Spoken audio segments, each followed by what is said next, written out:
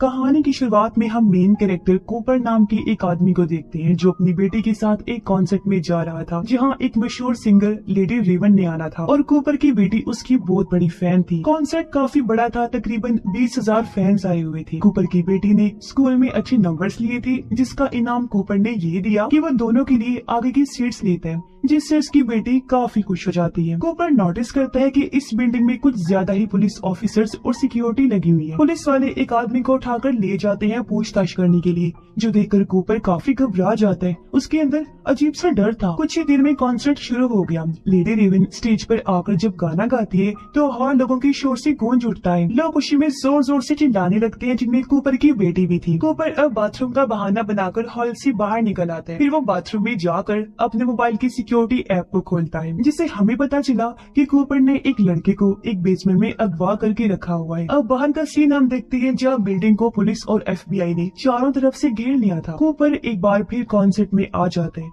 और जब उसने बढ़ती हुई पुलिस को देखा तो उसकी परेशानी भी बढ़ने लगी। कॉन्सर्ट की आधा होने पर ये बाहर आती है। अब कूपर की बेटी को लेडी रेवन की टी शर्ट चाहिए थी, लेकिन उस साइज में बस एक ही टी शर्ट रह गई थी, जिसे कोई और लड़की भी लेने की जिद करती है। ये देखकर कूपर अपनी बेटी को समझाने लगा कि ये शर्ट तुम उस लड़की को लेने दो। तब उसकी बेटी मान भी जाती है क्योंकि वो अपने डैड की बात को इनकार नहीं कर सकती थी। ये देखकर शॉप पर काम करने वाला वर्कर उसकी बेटी से काफी मुतासिर हुआ। वो कूपर को कहता है कि जब नया स्टॉक आएगा तो मैं आपकी बेटी के लिए ऐसी टी शर्ट पहले से ही अलग करके रख दूंगा। अब कूपर इस वर्कर का फायदा उठाने का सोचता है। वो उससे पूछने लगा कि आज यहाँ कॉन्सर्ट में इतनी पुलिस और सिक्योरिटी क्यों है। इस पर वर्कर कहते हैं वैसे तो ये बात खुफिया है, लेकिन फिर भी तुम्हें बता देता हूँ। तुमने मशहूर खूनी बुचर के बारे में तो सुना ही होगा, जो लोगों को ट्रैप करता है, अपने जाल में फंसाता है, फिर उनके टुकड़े टुकड़े करके बेरहमी से मार देता है। अब पुलिस को खबर मिली थी कि वो कातिल आज यहाँ पर आ रहा है, तो उसे पकड़ने के लिए ही पुलिस ने कॉन्सर्ट रखा एक ट्रैप के तौर पर, ताकि वो किले को अपने जाल में फंसाकर पकड़ सके, क्योंकि यहाँ आने के बाद वो निकल नहीं पाएगा, पकड़ा जाएगा। वजह ये है कि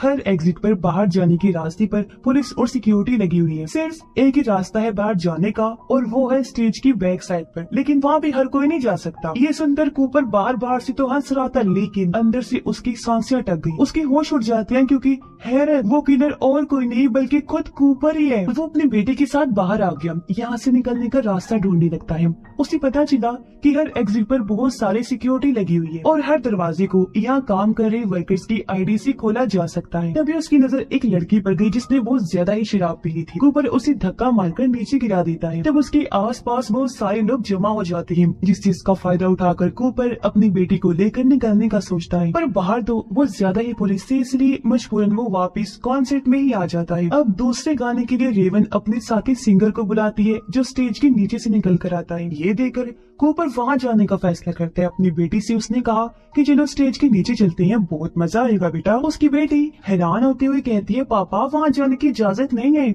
और ये आप कैसी अजीब बातें कर रही हैं, हम यही ठीक हैं। इसलिए कूपर एक बार फिर उसी वर्कर के पास आ गया, जो कूपर को देखकर कहते हैं, अरे सर वो दरअसल नया स्टॉक आ गया है, तो मैं आपकी बेटी के लिए स्टॉक में से टी शर्ट लेने स्टोर में जाने ही वाला था। कूपर पूछता है, क्या मैं तुम्हारे साथ चल सकता हूँ। इस पर वर्कर बिना सोचे ही मान जाते हैं। स्टोर में आकर वर्कर कूपर से पूछता है कि आप क्या काम करते हैं। वो जवाब देता है कि मैं एक फायर फाइटर हूँ। जब वर्कर न्यू स्टॉक वाला बॉक्स उठा रहा था, तब चुपके से कूपर उसकी ID चुरा लेता है। फिर वर्कर उससे कहते हैं, आज वो खूनी पकड़ा जाना चाहिए। इस ट्रैप के बारे में सब वर्कर्स को पता है और सबको पुलिस ने अलग अलग कोड दिए हैं। कूपर उससे पूछते हैं कि तुम्हारा खुफिया कोड क्या है, जिस पर एक बार फिर वो बिना सोचे ही बता देता है कि हैमिल्टन, ये मेरा खुफिया कोड है। और अब वो वर्कर कूपर को एक टी शर्ट निकाल कर दे देता है, वो भी बिल्कुल फ्री में। अब ये दोनों ऊपर आ जाते हैं। कूपर उसकी ID कार्ड की मदद से दरवाजा खोलने लगता है। वो एक ऐसी रूम में चला गया जहाँ पुलिस की खुफिया मीटिंग चल रही थी।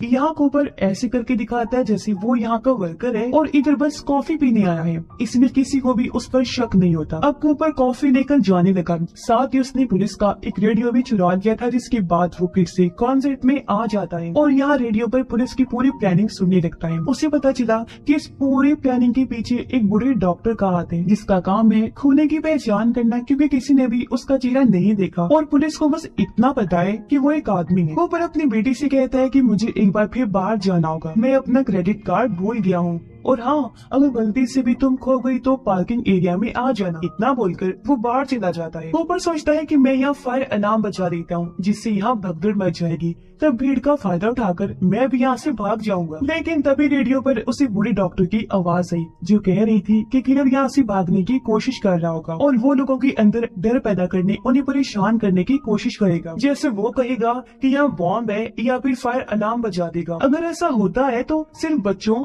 और औरतों को ही बाहर निकाला जाएगा। जो सुनकर कूपर एक बार फिर परेशान हो गया क्योंकि उसका फिर से प्लान फेल हो गया था। तब कूपर छत से भागने का सोचता है, लेकिन ऊपर जाने की एग्जिट पर भी पुलिस का पहरा था। तभी उसकी नजर किचन पर गई और उसके दिमाग में एक आइडिया आया। वो स्टोव यानी चूल्हा जिसके ऊपर ऑयल रखा हुआ था डीप फ्रायर वाला, उसकी आग को तेज कर देता है, फिर उसके अंदर कांच की बोतल्स डाल देता है। ऐसा होने से कुछ ही देर में वो बोतलें फट जाती हैं और एक लड़की के ऊपर वो खोलता हुआ तेल गिर जाता है जिससे वो काफी ज्यादा जल गई थी। उसकी चीखों की आवाज सुनकर पुलिस उसकी मदद करने चली जाती है, जबकि कूपर एक एप्रन देकर ऊपर आ जाता है। लेकिन उसे यहाँ भी पुलिस खड़ी हुई मिलती है। वो कूपर से पूछते है कि तुम यहाँ पर क्या कर रही हो? वो जवाब देता है, बस मैं यहाँ ताजी हवा खाने आया था ताकि अपना थोड़ा मूड फ्रेश कर सकूं। नीचे किचन में एक हादसा हुआ है जिसमें मेरी दोस्त बहुत ज्यादा जल गई है, मुझसे वो चीज देखी नहीं गई और मैं ऊपर आ गया। अब पुलिस कूपर से उसका सीक्रेट कोड पूछती है तो वो पुलिस को उस वर्कर वाला कोड बता देता है, यानी हैमिल्टन। फिर पुलिस उसका आईडी कार्ड मांगती है जिसमें वो अपने एप्रन को चेक करने लगा। एप्रन में एक वर्कर का पर्स था जिसमें पुलिस का दिया हुआ वो कार्ड भी था, जिसे कूपर पुलिस वालों को दिखा देता है और अब उनको भी यकीन हो जाता है कि हाँ कूपर भी यहाँ का एक वर्कर है। लेकिन उसका छत से भागने का प्लान भी चौपट हो गया था। उधर वो लड़की दर्द से तड़प रही थी। या बीच बीच में कूपर को अपनी माँ का ख्याल भी नजर आया। शायद वो बचपन में कूपर पर जुल्म करती थी, इसी वजह से वो आज किलर बन चुका है। कूपर वापस कॉन्सर्ट में अपनी बेटी के पास आ जाता है, लेकिन वो बहुत घबराया हुआ था क्योंकि उसे लग रहा था कि आज शायद मेरा गेम खत्म हो जाएगा। पर तभी उसे अपनी बेटी से पता चला कि आज लेडी रेवन अपने फैंस में से किसी भी एक फैन को चुनेगी जिसे स्टेज पर बुलाया जाएगा और उसे रेवन के साथ डांस करने का मौका दिया जाएगा। साथ ही उसके साथ वो स्टेज की बैक साइड पर भी जा सकते हैं। स्टेज की बैक साइड का सुनकर कूपर काफी खुश हो गया क्योंकि सिर्फ वही एक जगह थी जहाँ उन्हें पुलिस का सामना नहीं करना पड़ेगा। लेकिन वो सोचता है कि आखिर अब मैं ऐसा क्या करूं कि लेडी रेवन मेरी बेटी को ही चुने। वो अब उनके ग्रुप के एक मेंबर के पास गया और उसके साथ रेवन की बहुत तारीफें करने लगता है। तब वो ग्रुप मेंबर बताता है कि असल में मैं रेवन का अंकल हूँ। तब कूपर उसे बताता है कि मेरी बेटी लेडी रेवन की बहुत बड़ी फैन है। वो यहाँ झूठ बोल देता है कि मेरी बेटी कैंसर जैसी खतरनाक बीमारी से लड़कर आई है और आज मैंने देखा कि वो यहाँ आकर बहुत खुश है। ये सुनकर रेवन के अंकल को कूपर की बेटी पर तरस आ गया और ये लोग उसकी बेटी को ही चुन लेते हैं रेवन के फैंस में से, जिसे रेवन के साथ डांस करने का मौका दिया जाएगा, जिस पर उसकी बेटी काफी खुश हो जाती है। इन दोनों को स्टेज के पास ले जाया गया जहाँ रेवन कूपर की बेटी को स्टेज पर बुलाकर उसके साथ डांस करती है। तभी कूपर की नजर एक लड़की पर गई जो बेहोश होने वाली थी। कूपर उसे उठाकर मेडिकल रूम तक ले जाता है, जो देखकर ग्रुप मैनेजर काफी मुतासिर हुई कि कूपर कितना भला इंसान है। और जब डांस खत्म हुआ वो दोनों से कहती है कि आप बाकी का डांस ये स्टेज पर खड़े होकर देख सकते हैं।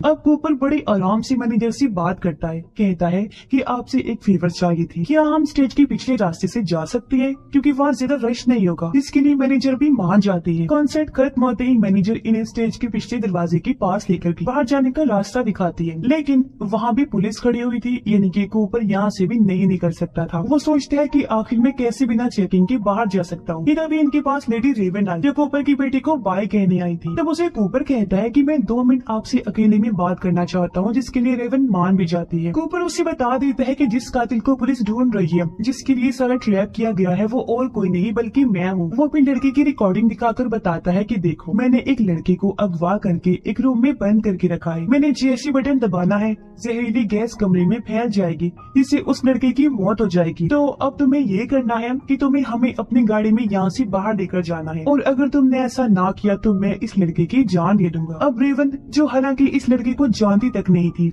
उसकी जान बचाने के लिए मान जाती है। वह कूपर और उसकी बेटी को अपनी कार में बिठाकर यहाँ से ले जाने लगती है। अब पुलिस बाहर जाने वाले हर इंसान की चेकिंग कर रही थी, लेकिन कूपर इतना तेज दिमाग था कि पुलिस की आंखों के सामने ही फरार हो गया और उन्हें कुछ पता भी नहीं चल पाता। थोड़ा दूर आने के बाद कूपर रेवन से कहता है कि हमें इधर ही उतार दो। इस पर रेवन कहती है कि मैं आपका घर देखना चाहती हूँ, मैं आपको वहीं छोड़ दूंगी। ये लोग जब घर आए हम देखते हैं कि कूपर का एक बेटा और उसकी वाइफ भी है, लेकिन किसी को नहीं पता कि वो एक कातिल के साथ रह रहे हैं। कूपर रेवन को धमकी देता है कि अगर तुमने मेरी फैमिली को कुछ बताने की कोशिश की या फिर पुलिस को यहाँ भेजा तो मैं उस लड़के को मार दूंगा। रेवन फैमिली से बात करने लगी। वो ये भी बता देती है कि हमारा कॉन्सेप्ट एक कातिल बुचर को पकड़ने के लिए ट्रैप था। उसकी इन बातों से कूपर का दिमाग खराब हो रहा था। वो रेवन को कहता है कि मैडम आप बहुत मसरूफ होंगी, सेलिब्रिटी हैं, तो अब आपको चले जाना चाहिए। रेवन कहती है कि मैं आपके पियानो पर एक गाना गाना चाहती हूँ जिसके बाद मैं चली जाऊंगी। वो गाना गाती है तब कूपर की बेटी भी उसके पास बैठ गई और कूपर अच्छा पापा बनने का नाटक करते हुए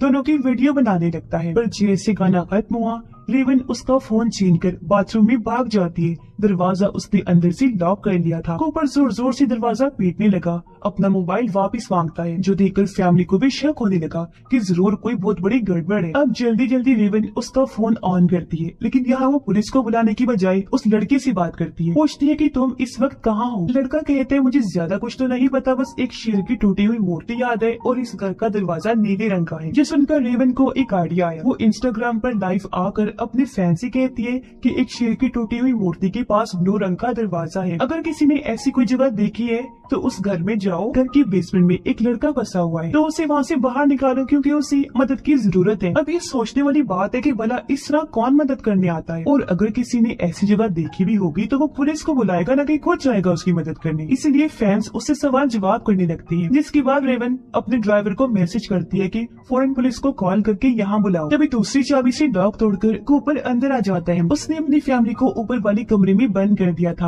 और अब वो अपना फोन लेकर सबसे पहले उस लड़के को चेक करता है। उसने देखा कि सच में लड़के को कोई वहाँ से भगा ले गया है, जो देखकर कूपर को बहुत गुस्सा आया और अब वो रेवन को गाड़ी में बिठाकर भागने लगता है। लेकिन तभी गाड़ी के सामने उसकी फैमिली आ गई, क्योंकि भले ही कूपर ने दरवाजा लॉक कर दिया था लेकिन वो खिड़की बंद करना भूल गया था, जिससे हुआ ये कि फैमिली वहाँ से पेड़ पर उतरी फिर वो नीचे आ गई। ये देखकर कूपर सोचता है कि इतना मास्टरमाइंड होने के बावजूद मैंने इतनी बड़ी गलती कैसे कर दी। और अब रेवन भी गाड़ी से उतरकर उसकी फैमिली के पास चली जाती है। अब तक पुलिस भी यहाँ आ गई थी और ये लोग चारों तरफ से घर को घेर लेते हैं। कूपर की फैमिली को पुलिस की एक गाड़ी में बिठाकर यहाँ से ले जाया गया, जबकि रेवन भी अपनी गाड़ी में बैठ गई। पर तभी एक ऑफिसर आकर उसके ड्राइवर को कहता है कि गाड़ी से उतरो, रेवन को हम घर छोड़ देंगे, और वो भी यहाँ से उसे लेकर निकल जाता है। पर जब पुलिस घर को चेक करती है तो उन्हें पता चला कि कूपर तो घर में है ही नहीं। दरअसल उसके बेसमेंट में एक सुरंग है जो उसके पड़ोसी के शहर में खुलती है, तो वो वहाँ से भाग गया।